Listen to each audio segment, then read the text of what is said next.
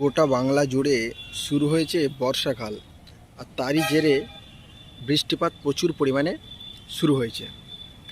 একটানা বৃষ্টিপাত গাছের পক্ষে যেমন খুবই ভালো, গাছ প্রাণবন্ত সজীব হয়ে ওঠে, আবার তেমনই টবের গাছের ক্ষেত্রেও একটি খুবই সমস্যার কারণ।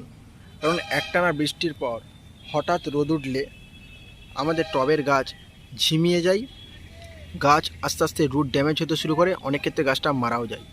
আজকের ভিডিওতে আলোচনা করব একটানা বৃষ্টির পর রোদ উঠলে গাছে কিভাবে যত্ন পরিচর্যা করলে আপনার গাছ সুস্থ এবং সুন্দর থাকবে, সেই নিয়ে আজকের ভিডিওতে আলোচনা করব।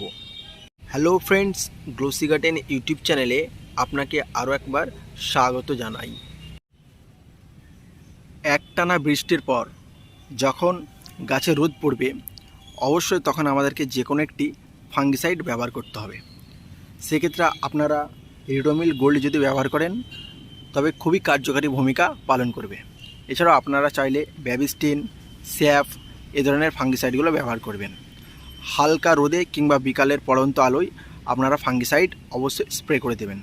সেই ক্ষেত্রে গাছ পুনরায় যেরকম অবস্থায় ছিল সেভাবে আবার ঠিক হয়ে যাবে, না হলে কিন্তু গাছে ক্ষতি হয়ে যেতে পারে। তো অবশ্যই যে কোনো ফাঙ্গিসাইড আপনারা ব্যবহার করতে পারেন। আর এই সময় গাছে কোনো ধরনের খাবার দেওয়ার দরকার নেই। একটানা বৃষ্টি হওয়ার পর মাটিতে যথেষ্ট পরিমাণে খাবার আগে থেকে যদি দেওয়া থাকে তাহলে কোনো প্রয়োজন নেই। কারণ আমরা জানি বৃষ্টির জলে প্রচুর পরিমাণে মাইক্রোনিউট্রিয়েন্টস থাকে। গাছ সেই মাইক্রোনিউট্রিয়েন্টস বা অনুখাদ্য বৃষ্টির জলের মাধ্যমে পেয়ে নিজেকে সজীব করে তোলে। তাই এ সময় কোনো ধরনের খাবার ব্যবহার করবেন না। বর্ষাকালে গাছে এমনিতেই খাবার খুব একটা দরকার পড়ে না, দেওয়ার প্রয়োজন পড়ে না। শুধুমাত্র একটাই কার্যকরী ভূমিকা, সেটা হচ্ছে বৃষ্টির পর বৃষ্টি যখন থেমে যাবে হালকা রোদে কিংবা বিকালের পড়ন্ত আলোয় আপনারা যে কোনো একটি ফাঙ্গিসাইড স্প্রে করে দেবেন।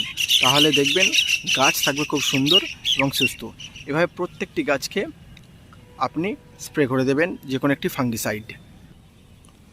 গাছে অনেকে এই সময় এই বর্ষাকালে প্রিজিয়ার, মাইক্রোনিউট্রিয়েন্টস অনেক কিছু স্প্রে করেন, সেগুলো থেকেও দূরে থাকবেন। এ সময় গাছে কোনো কিছুর প্রয়োজন পড়ে না।